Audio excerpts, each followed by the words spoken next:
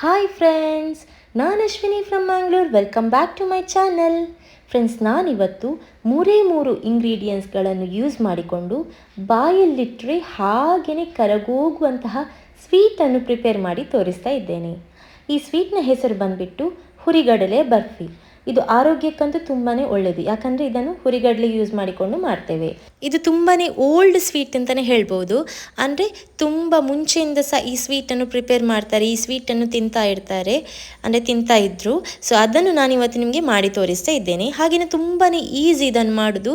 So ನೀವೇನಾದರೂ first time ಮಾಡೋದು ಅಂತ ಇದ್ದರೆ ಸ್ವೀಟ್, ಸೊ ಇದನ್ನು ಖಂಡಿತ ಮಾಡ್ಬೋದು, ಯಾಕಂದರೆ ಪರ್ಫೆಕ್ಟಾಗಿ ಬರ್ತದೆ, ಹಾಗೆಯೇ ತುಂಬಾ ಸಾಫ್ಟಾಗಿ ಬರ್ತದೆ.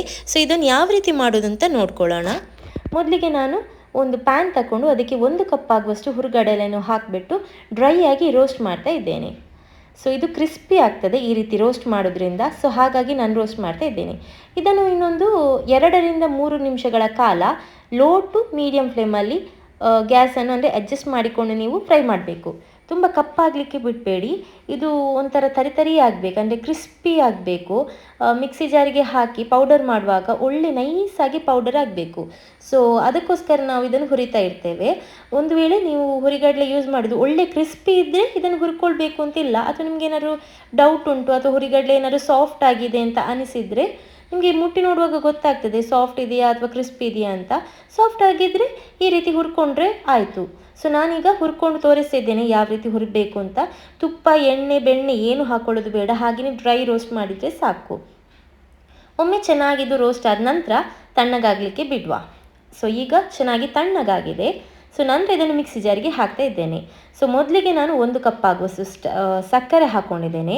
1 ಕಪ್ಪು ಹುರಿಗಡಲೆ ತಗೊಂಡ್ರೆ 1 ಕಪ್ಪು ಸಕ್ಕರೆ, ಈ ಮೆಷರ್ಮೆಂಟಲ್ಲಿ ತಗೊಳ್ಬೇಕು. ಇದು ಕರೆಕ್ಟಾಗಿ ಬರ್ತದೆ ನೋಡಿ. ಸಕ್ಕರೆ ಹಾಕ್ಕೊಂಡಾಗಿದೆ.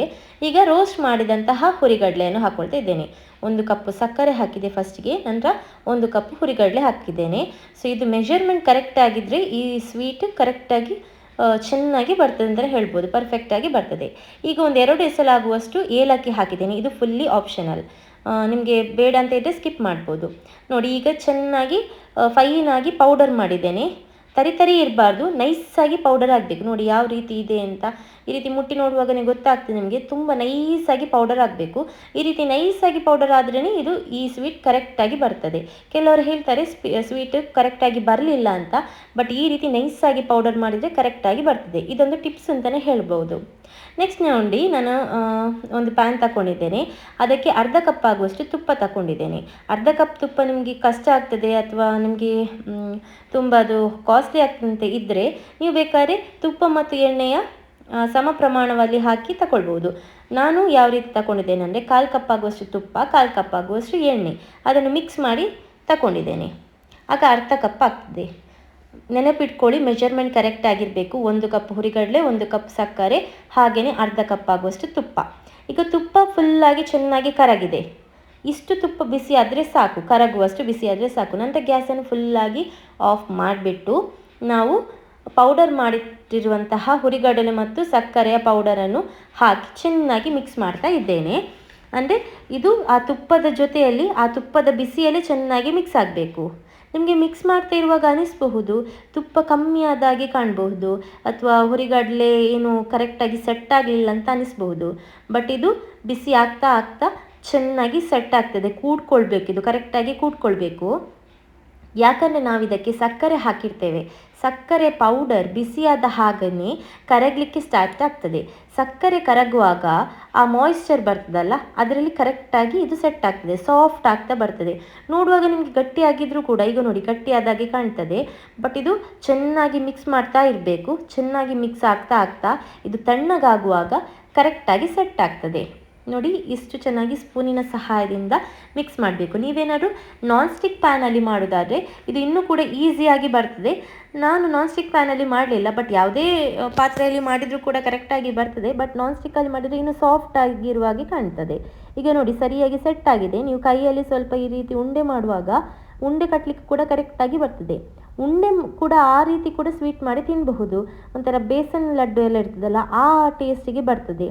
ನೋಡಿ ಇಷ್ಟಾದರೆ ಸಾಕು, ಈ ಹದಕ್ಕೆ ಬಂದರೆ ಸಾಕು. ಇನ್ನು ನಾನೊಂದು ತಟ್ಟೆಗೆ ತುಪ್ಪ ಸವರ್ಬಿಟ್ಟು ಇಟ್ಟಿದ್ದೆ. ನೀವು ತಟ್ಟೆ ತಗೊಳ್ಬಹುದು ಅಥವಾ ಯಾವುದೇ ಒಂದು ಬಾಕ್ಸ್ ತಗೊಳ್ಬಹುದು.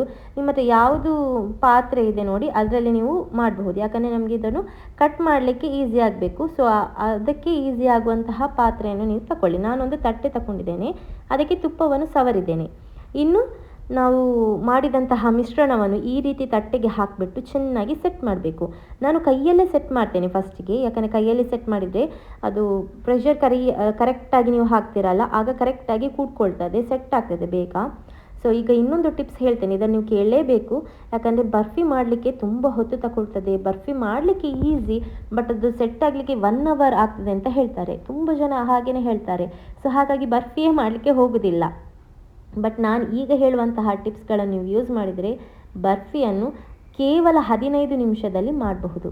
ಹೇಗಪ್ಪ ಅಂದರೆ ನೋಡಿ, ಈ ರೀತಿ ಕೈಯಲ್ಲಿ ಸೆಟ್ ಮಾಡಿದ ನಂತರ ಒಂದು ಸ್ಪೂನಿನ ಸಹಾಯದಿಂದ ಈ ರೀತಿ ಚೆನ್ನಾಗಿ ಒತ್ತಿಬಿಟ್ಟು ಸೆಟ್ ಮಾಡಬೇಕು. ಈ ರೀತಿ ಸ್ಪೂನಿನಿಂದ ಒತ್ತುವುದರಿಂದ ಬರ್ಫಿ ಚೆನ್ನಾಗಿ ಕೂಡ್ಕೊಳ್ತದೆ, ಯಾಕಂದರೆ ಸೆಟ್ ಆಗಿರ್ತದೆ. ನಂತರ ಎಲ್ಲರೇನು ಮಾಡ್ತಾರೆ, ಈ ರೀತಿ ಮಾಡಿದ ನಂತರ ನೈಫಲ್ಲಿ ಕಟ್ ಮಾಡಿ ಅಥವಾ ಈ ರೀತಿ ಮಾಡಿಬಿಟ್ಟು 1 hour ಇರ್ತಾರೆ. ಸೊ 1 hour ಕೂಡ ಸೆಟ್ ಆಗೋದಿದ್ರೆ 2 hours ಇರ್ತಾರೆ. ನಾನೇನು ಮಾಡ್ತೇನೆ, ಇದನ್ನು ಫ್ರಿಜ್ಜಲ್ಲಿ ಕೇವಲ 5 ನಿಮಿಷಗಳ ಕಾಲ ಇಡ್ತೇನೆ. ಅದಾದ ನಂತರ ತೆಗೆದು ನೋಡುವಾಗ ಈಸಿಲಿ ಸೆಟ್ ಆಗಿರ್ತದೆ. ನೋಡಿ ಈಗ ನಾನು ಸೆಟ್ ಮಾಡಿದ ನಂತರ ನೈಫಲ್ಲಿ ಕಟ್ ಮಾಡ್ತಾ ಇದ್ದೇನೆ, ಯಾಕಂದರೆ ಶೇಪ್ ಕರೆಕ್ಟಾಗಿ ಬರಬೇಕು ಅಂತ. ಆನಂತರ ಮಾಡಿದರೆ ಏನಾಗ್ತದೆ ಅಂದರೆ ಕರೆಕ್ಟಾಗಿ ನಿಮಗೆ ಕಟ್ ಮಾಡಲಿಕ್ಕೆ ಆಗೋದಿಲ್ಲ. ಸೊ ಈಗಲೇ ನಾವು ಕಟ್ ಮಾಡಿದರೆ ನಂತರ ಎಗೇನ್ ಕಟ್ ಮಾಡುವಾಗ ಇನ್ನೂ ಕೂಡ ಸಾಫ್ಟಾಗಿ ಚೆನ್ನಾಗಿ ಬರ್ತದೆ. ಎಷ್ಟು ಸಾಫ್ಟಾಗಿ ಬಂದಿದೆ ನೋಡಿ, ಪರ್ಫೆಕ್ಟಾಗಿ ಬಂದಿದೆ. ಆ ಕಟ್ ಮಾಡುವಾಗ ನಿಮಗೆ ಗೊತ್ತಾಗಬಹುದು, ನೋಡುವಾಗಲೇ ಗೊತ್ತಾಗ್ತದೆ ನೋಡಿ ಎಷ್ಟು ಶೈನಿಂಗ್ ಆಗಿದೆ, ಎಷ್ಟು ಸಾಫ್ಟ್ ಆಗಿದೆ. ಆ ಕಟ್ ಮಾಡುವಾಗ ಸಹ ಏನು ಹುಡಿ ಹುಡಿ ಆಗ್ತಾ ಇಲ್ಲ, ತುಂಬ ಸಾಫ್ಟಾಗಿ ಬಂದಿದೆ. ಯಾವುದೇ ಶೇಪಲ್ಲಿ ಕಟ್ ಮಾಡ್ಬೋದು. ಇದಕ್ಕೆ ಬೇಕಾದ್ರೆ ಮೇಲ್ಗಡೆ ಡ್ರೈ ಫ್ರೂಟ್ಸ್ ಕೂಡ ಹಾಕ್ಕೊಳ್ಬಹುದು, ಗೋಡಂಬಿಯ, ದ್ರಾಕ್ಷಿಯ, ಬಾದಾಮಿಯ, ಏನು ನಿಮಗೆ ಇಷ್ಟದ ಡ್ರೈ ಫ್ರೂಟ್ಸ್ ಇದೆ ನೋಡಿ ಅದನ್ನು ಕೂಡ ಹಾಕ್ಕೊಳ್ಬಹುದು. ಸೊ ನಿಮಗೆ ಟ್ರಯಾಂಗಲಲ್ಲಿ ಕೂಡ ಕಟ್ ಮಾಡ್ಬೋದು, ಯಾವ ಶೇಪಲ್ಲಿ ಬೇಕಾದ್ರೂ ಕಟ್ ಮಾಡಬಹುದು. ಸೊ ಮಕ್ಕಳೇನಾದ್ರು ಅರ್ಜೆಂಟಾಗಿ ಸ್ವೀಟ್ ತಿನ್ನಬೇಕು ಅಂತ ಅನಿಸಿದರೆ, ಮಕ್ಕಳು ಸ್ವೀಟ್ ತಿನ್ನಬೇಕು ಅಂತ ಹಠ ಮಾಡಿದರೆ ಈ ರೀತಿಯಾಗಿ ಈಸಿಲಿ ಮಾಡಿಕೊಡಬಹುದು. ಯಾಕಂದರೆ ಹುರಿಗಡಲೆ ಯೂಸ್ ಮಾಡಿರೋದ್ರಿಂದ ಸೊ ಒಳ್ಳೆಯದು. ಯಾಕಂದರೆ ಹೆಚ್ಚಾಗಿ ಮೈದಾ ಎಲ್ಲ ಹಾಕಿಬಿಟ್ಟು ಮಾಡ್ತಾರೆ, ಆಗ ನಮಗೆ ಮಕ್ಕಳಿಗೆ ಕೊಡಲಿಕ್ಕೆ ಕೂಡ ಅಯ್ಯೋ ಕೊಡಬೇಕಾ ಬೇಡವಾ ಅಂತ ಅನಿಸ್ತದೆ. ಸೊ ಇದಾದರೆ ಪರವಾಗಿಲ್ಲ, ಹುರಿಗಡಲೆ ಯೂಸ್ ಮಾಡಿರೋದಲ್ಲ, ಒಳ್ಳೆ ಪ್ರೋಟೀನ್ ಕೂಡ. ಸೊ ಹಾಗಾಗಿ ಕೊಡಬಹುದು ಇದನ್ನು. ನೋಡಿ ಈಗ ಚೆನ್ನಾಗಿ ಕಟ್ ಮಾಡಿ ಆಗಿದೆ, ಕರೆಕ್ಟಾಗಿ ಕಟ್ ಆಗಿದೆ, ಯಾವ ರೀತಿ ಕಾಣ್ತಾ ಇದೆ ನೋಡಿ ಕಟ್ ಮಾಡಿಬಿಟ್ಟು. ಸೊ ಇನ್ನು ಇದನ್ನು ನಾನು ಫ್ರಿಜ್ಜಲ್ಲಿ ಇಡ್ತೇನೆ. ನೋಡಿ ಫ್ರಿಜ್ಜಲ್ಲಿ ಇಟ್ಟು 5 ನಿಮಿಷಗಳ ಕಾಲ ಇಟ್ಟು ತೆಗೆದಾಗಿದೆ. ಒಂದು ವೇಳೆ 5 ನಿಮಿಷದಲ್ಲಿ ಸೆಟ್ ಆಗದಿದ್ದರೆ ಇನ್ನೊಂದು 2 ನಿಮಿಷ ಇಡಿ. ಈಗ ನೋಡಿ ಕಟ್ ಮಾಡುವಾಗ ಗೊತ್ತಾಗ್ಬೋದು ನಿಮಗೆ. ಜಸ್ಟ್ ನಾನು ಈ ರೀತಿ ಸಣ್ಣ ಪೀಸ್ ಕಟ್ ಮಾಡಿ ತೋರಿಸ್ತಿದ್ದೀನಿ. ಎಷ್ಟು ಪರ್ಫೆಕ್ಟಾಗಿ ಬಂದಿದೆ, ಎಷ್ಟು ಸಾಫ್ಟಾಗಿ ಬಂದಿದೆ ನೋಡಿ. ಇದು ನೀವು ಹೆಚ್ಚು ದಿವಸ ಇದನ್ನು ಇಡಲಿಕ್ಕೇ ಆಗೋದಿಲ್ಲ. ಯಾಕೆ ಗೊತ್ತುಂಟಾ, ಟೇಸ್ಟ್ ಆ ರೀತಿ ಬರ್ತದೆ ಇದರದ್ದು. ಸೊ ಒಂದೇ ದಿನದಲ್ಲಿ ಖಾಲಿ ಮಾಡಬಹುದು. ಸೊ ಹಾಗಾಗಿ ನಿಮಗೆ ಬೇಕಾದ್ರೆ ಹೆಚ್ಚು ಕ್ವಾಂಟಿಟಿಯಲ್ಲಿ ಕೂಡ ಮಾಡಬಹುದು. ಬೇಕಾದ್ರೆ 2 ತಟ್ಟೆ ತಗೊಂಡು 2 ತಟ್ಟೆಗೆ ಆ ಮಿಶ್ರಣವನ್ನು ಹಾಕಿ ಸ್ವೀಟ್ ಪ್ರಿಪೇರ್ ಮಾಡಬಹುದು. ನೋಡಿ ಕಟ್ ಮಾಡಿ ನಾನೀಗ ತೋರಿಸ್ತಿದ್ದೇನೆ, ಎಷ್ಟು ಮೃದುವಾಗಿ ಬಂದಿದೆ ನೋಡಿ, ಎಷ್ಟು ಸಾಫ್ಟಾಗಿ ಬಂದಿದೆ.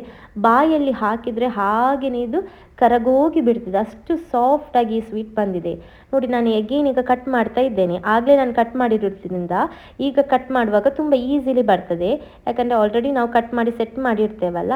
ಸೊ ಈಗ ಈಸಿಯಾಗಿ ಕಟ್ ಮಾಡಬಹುದು. ನಾನು ಆಗಲೇ ಹೇಳಿದಾಗೆ ಯಾವ ಶೇಪ್ಗೂ ಕೂಡ ಕಟ್ ಮಾಡ್ಬೋದು. ಸೊ ನಿಮಗೆ ಇವತ್ತು ನನ್ನ ಹುರಿಗಡಲೆ ಬರ್ಫಿ ವಿಡಿಯೋ ಇಷ್ಟ ಆಗಿದೆ ಅಂತ ಅಂದ್ಕೊಳ್ತೇನೆ. ಇಷ್ಟ ಆದರೆ ಲೈಕ್ ಮಾಡಲಿಕ್ಕೆ ಮಾತ್ರ ಮರಿಬೇಡಿ. ಹಾಗೆಯೇ ನಿಮ್ಮ ಫ್ರೆಂಡ್ಸ್ ಫ್ಯಾಮಿಲಿಗೆಲ್ಲ ಶೇರ್ ಮಾಡಿ.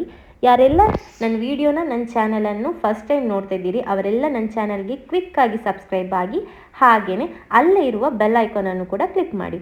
ಇದರಿಂದಾಗಿ ನನ್ನ ಅವತ್ತವತ್ತಿನ ವಿಡಿಯೋವನ್ನು ನಿಮಗೆ ಅವತ್ತವತ್ತೇ ಫಸ್ಟಾಗಿ ನೀವೇ ನೋಡಬಹುದು. ಸೊ ಹಾಗಾಗಿ ಬೆಲ್ ಐಕಾನನ್ನು ಕೂಡ ಕ್ಲಿಕ್ ಮಾಡಿ. ಸೊ ವಿಡಿಯೋ ನೋಡಿದ್ದಕ್ಕೆ ಥ್ಯಾಂಕ್ ಯು ಸೋ ಮಚ್. ಇದೇ ರೀತಿ ಸಪೋರ್ಟ್ ಮಾಡ್ತಾ ಇರಿ. ಇನ್ನೊಮ್ಮೆ ಮತ್ತೊಂದು ಹೊಸ ರೆಸಿಪಿ ಜೊತೆ, ಹೊಸ ವಿಡಿಯೋ ಜೊತೆ ನಿಮ್ಮನ್ನು ಭೇಟಿ ಆಗ್ತೇನೆ. ಅಲ್ಲಿ ತನಕ keep watching my channel and keep supporting me. Thank you so much.